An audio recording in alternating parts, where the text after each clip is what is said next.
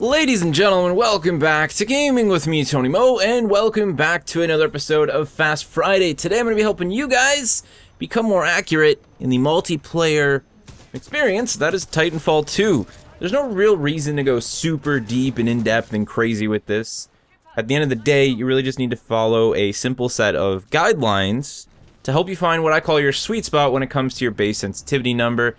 And then it's just a matter of you putting in the practice. Like, I can give you all of the suggestions and all of the concepts in the world for what you should do with your controller setup, but at the end of the day, you need to put in the practice, put in the time once you find a place in which you're comfortable. So I'm going to help you find that comfort spot, at least as close to it as you can possibly get, and set you off on the right foot to becoming more accurate in Titanfall 2. Because that's probably the biggest question that I've had you guys ask me in all of my TF2 guides is, Tony, I'm not accurate enough. Tony, I'm struggling to shoot these guys in the face.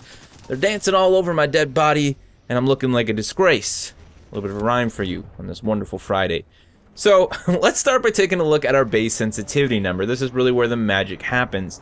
And there's really just two things you need to consider in order to find your best possible number, at least to start. So, first scenario. You're out on the battlefield, you're engaging in pilot versus pilot combat, and you're struggling to get your reticle on target. You're overshooting, you're trying to make small adjustments, but you're ending up making large adjustments that are resulting in you putting rounds everywhere but on target. In this situation, your sensitivity is probably too high. So what you're going to want to start doing is decreasing that sensitivity number by just 1. Now, if you're on the other side of the spectrum, and this is something to consider if you were someone who was overshooting, you feel like you're moving through molasses. You're struggling to track fast-moving pilots. You're struggling to rotate your reticle, rotate your pilot in order to engage targets to your left or your right or potentially even behind you. Wall running is incredibly difficult. You can't link together wall runs because your sensitivity is too low. That's the problem you're having. You're going to want to bump your sensitivity up 1 number. It's this constant game, increasing sensitivity and decreasing sensitivity until you find your sweet spot. My sweet spot is very high at number 5. That's what works for me. That's a place in which I'm comfortable. I can rotate my pilot very effectively in as many scenarios as I need to, but I can still be accurate. That's going to be your sweet spot. That's where you want to start.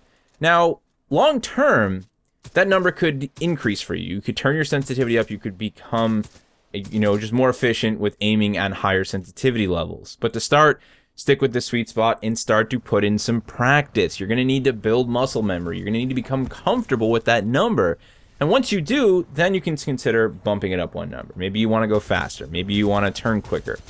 So there you have it. It's really that simple. Now, at the end of the day, you're not going to see instant results. So don't walk away pissed off at Tony Mo because you didn't instantly become a Deadeye. You still need to put in the time. Let me just stress that. You need to practice, which is why you can do what I said here. You can mess around with it, get into a match, find the sweet spot, and then just play. Play, and play some more. I'm going to share a couple other settings with you guys that could possibly help you out. Response curve. A lot of people look at this and they're like, which one do I choose? And there's probably a million different opinions all over the internet on which one you should choose. My thoughts, classic all the way, especially for new players. Don't worry about steady or fine aim or high velocity, especially don't worry about linear unless you really know what you're doing with your Xbox One Elite controller and its specific joystick sensitivity curves. Classic, I believe, is the best place. You're not going to have any weird things going on with the curve itself.